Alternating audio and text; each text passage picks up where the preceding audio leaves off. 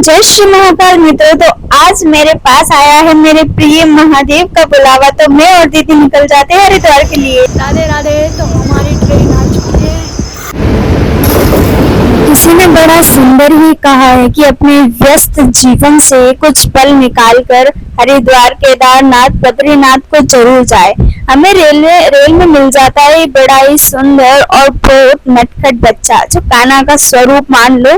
तीसरे स्टेशन पर पहुंच जाता है। चौथा स्टेशन इस बच्चे का ही है, परंतु इसे छोड़ने का मन ही नहीं कर रहा। देखो इसकी शैतानी।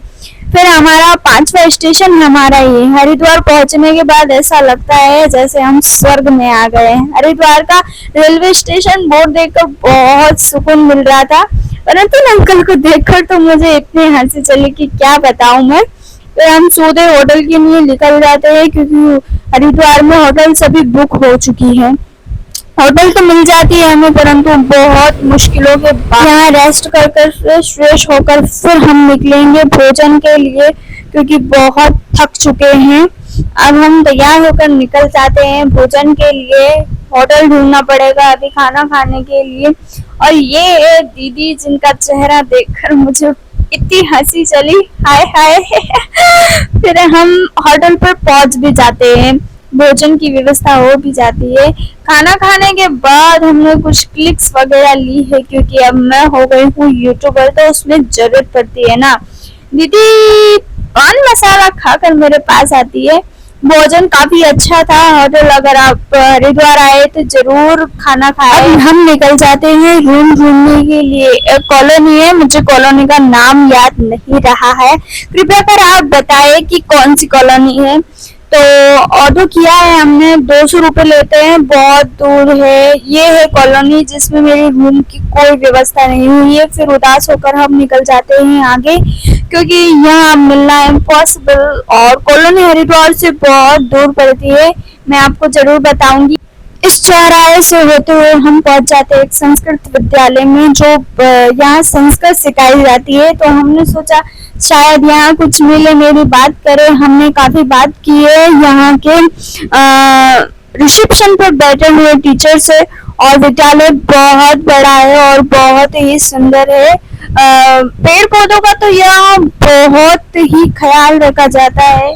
फिर हम संस्कृत विद्यालय को देखने के बाद भी यहाँ कुछ नहीं मिला। अब हम निकल जाते हैं शंकर आश्रम के लिए, जो बहुत बड़ा है। यहाँ भी हमने सोचा कि कुछ मिलेगा। तो ये जो आश्रम आप देख रहे हो, ये शंकर आश्रम बहुत ही सुंदर है। और तो अभी हम मिलेंगे गुरुदेव से और उनसे कुछ बात कर देखेंगे या मेरे रहने की कुछ व्यवस्था हो सकती है क्या।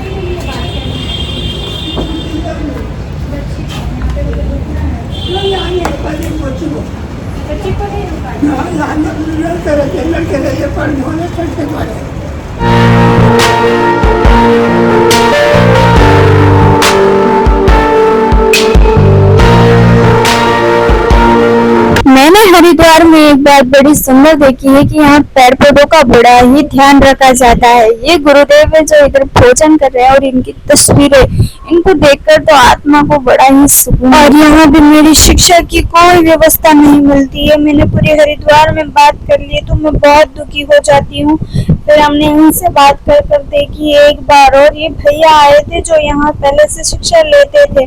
इन्होंने बताया कि यहाँ आपका कोई शिक्षा नहीं दी जाती, क्योंकि यहाँ लड़कियों को शिक्षा। यहाँ से निकलने के बाद हम पहुंच जाते हैं, जो आप ये बड़ा सा आश्रम देख रहे हो, ये है प्रेम नगर आश्रम। हरिद्वार का सबसे बड़ा आश्रम है मेरी नजर में, अब तक मैंने देखा है जब तक। तो बहुत सुंदर है। इसमें भी शायद हरिद्वार में पेड़ों का सच में बहुत ख्याल रखा जाता है। आप खुद देख लो, यहाँ पर अपनी ID जमा करने के बाद ही अंदर एंट्री मिलती है। तो ये सूचना है कुछ अवश्य।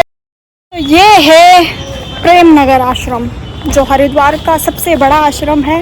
तो ब्लॉग में लास्ट तक बने रहिए, आपको मैं जहां आप बैठे हैं वहीं से प्रेम नगर आश्रम की शहर करा दूंगी।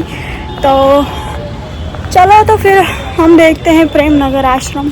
बहुत ही सुंदर है और बहुत ही बड़ा है।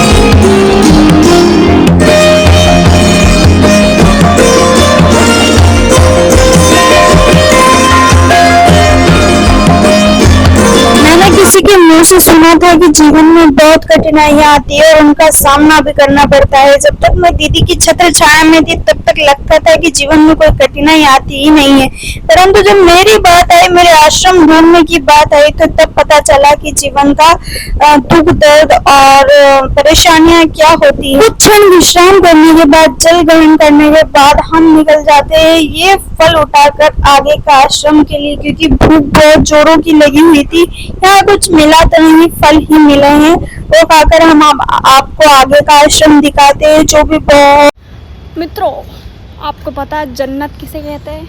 चलिए तो मैं दिखाती हूँ आपको जन्नत किसे कहते हैं।